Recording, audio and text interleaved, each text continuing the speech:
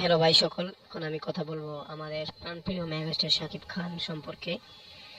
তার অনেক ভালো ভালো ছবি আসছে, ইতিমধ্যে আমরা দেখেছি। তুফান আসছে, তাণ্ডব আসছে, বরবাদ আসছে, তারপর দরদ আসছে, প্রিয়তমা আসছে, রাজকুমার আসছে, অন্তরাত্মা আসছে, সবগুলোই ভালো ছবি।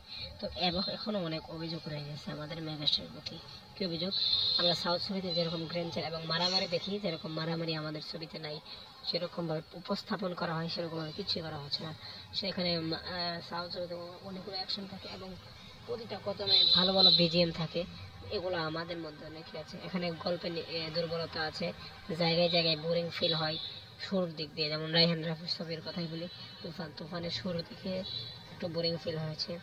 তারপরে আসলো তাণ্ডবের শুরুটাও আমার একটু বোরিং ফিল হয়েছে। এইটা তো করা যাবে না, এইটা একদমই ভালো লাগে না। এমন ভয় করতে হয় বরবাদের মতো, যে রাফ অ্যান্ড টাফ পুরোপুরি একদম মানুষকে ধরে রাখতে পারে। তো থ্যাংক ইউ, ধন্যবাদ ভিডিওটি দেখার জন্য।